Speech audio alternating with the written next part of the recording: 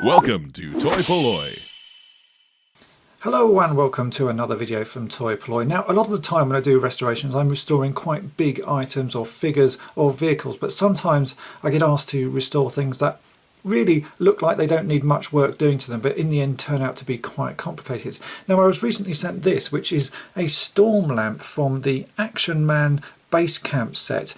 Now, this was sent to me by Martin Baldwin as an item that he said it's easy enough to find it looking like this, but this is not how it's supposed to be, and finding complete ones is a very hard task. So he asked me if it was possible to get this restored, and I'd like to have a little bit of a challenge, and as this is something that I'd not seen before, I thought it would be a good thing to do. Now, it looks fairly boring, and I have to say it is, but there's an awful lot broken on it or missing that we can easily replace and recreate to make this look really nice again. Now this, if I just unscrew it, you can see, apart from the squeak, inside it's hollow, and there should originally have been a little battery in there with a bit of metal and a connector, and then a light bulb that sort of sits on the top, and you would be able to screw the top on this and the light bulb would light because this is a storm lamp that's that would light the base up at night, and there's supposed to be a little metal handle as well. Now all of that is missing, so first thing we need to do is to recreate the handle, as I think that will be the easiest part to make.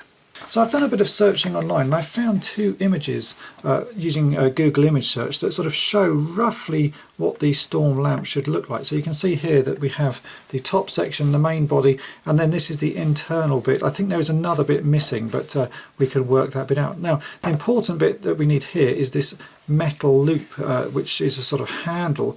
Now that's the first bit we're going to recreate. So what I've done is I've printed out both of these images so they are the same exact size as this model that I have here in front of me. So you can see if I hold this up, it matches pretty perfectly. Now the reason I've done that is I can then use this photo here as a guide to recreate the handle.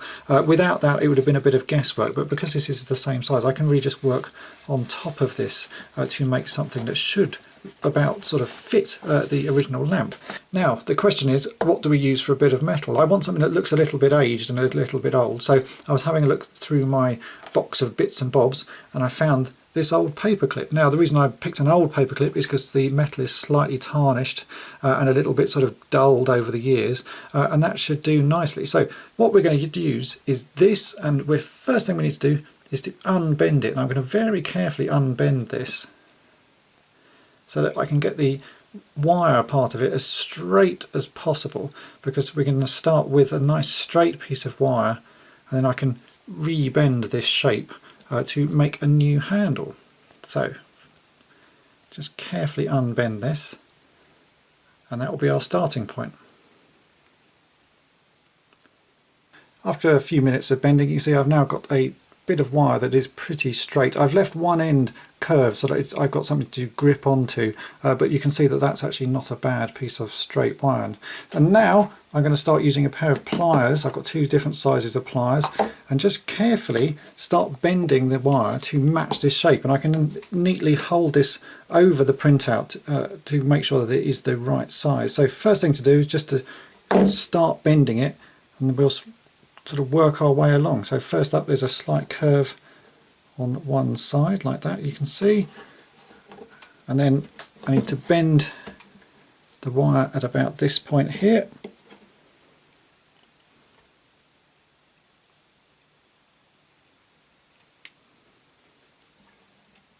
Like so, and I'm just going to work my way around. This may take sort of 5 or 10 minutes to do because you want to get it as perfect as you possibly can.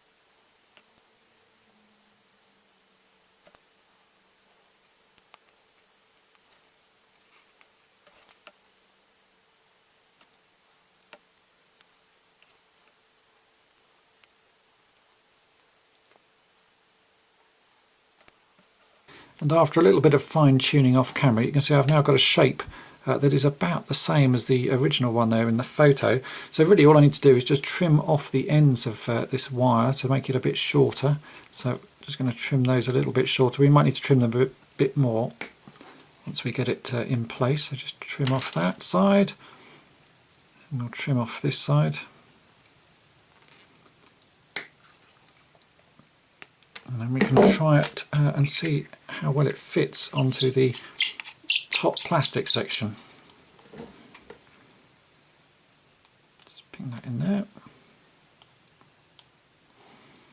So that's not looking too bad. I think the little end bits are slightly too long, so I'm just going to trim those down one more time, and then I think that's a pretty good representation of the missing handle.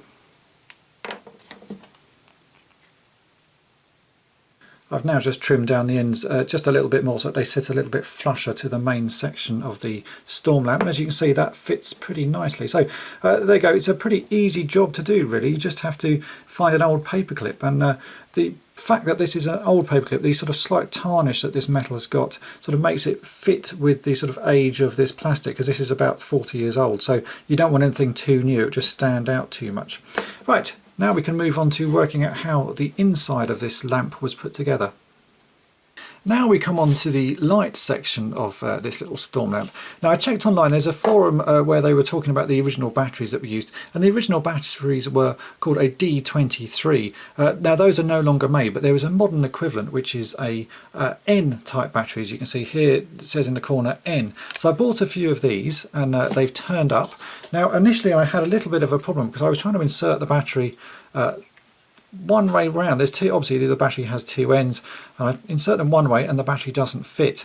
Actually insert it the other way and it still doesn't quite fit, and the reason for that was the plastic label that was on the battery was stopping it from going into the housing. So by removing the outer label, the battery is now just slightly smaller in diameter and fits inside the original casing. So that's great.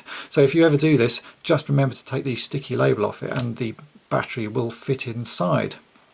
Now what you'll need as well as the battery is a little bulb, and you can buy torch bulbs. Now I haven't actually bought any because in my toolbox I have some of these torch bulbs. Now these are the bulbs that are used in the AT-AT, the Star Wars AT-AT, so I've got a few of these around.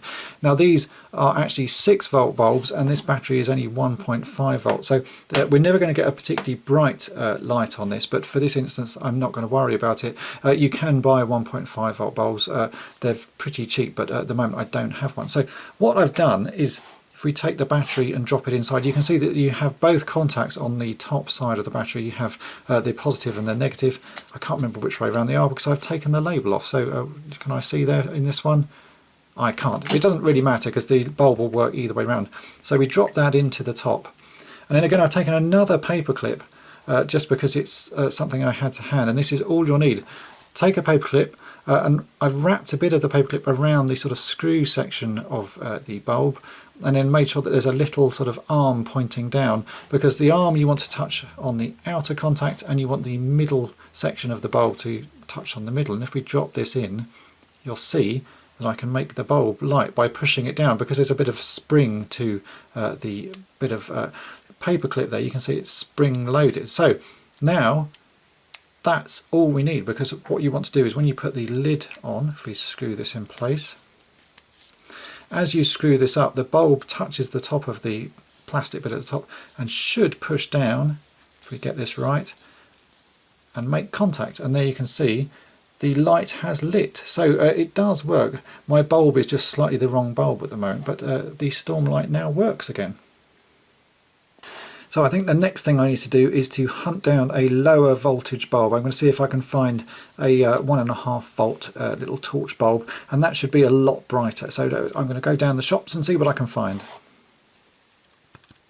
It's now a few days later and the bits I've ordered off eBay have arrived, and I got a pack of 10 1.5 volt light bulbs. Now you can pick up all sorts of different versions of this light bulb. These are sort of torch sized light bulbs, and they're incredibly cheap. I got 10 for £2. In fact, I couldn't find them cheaper than this. I really only wanted one, but you cannot buy one, so pack of 10 it is.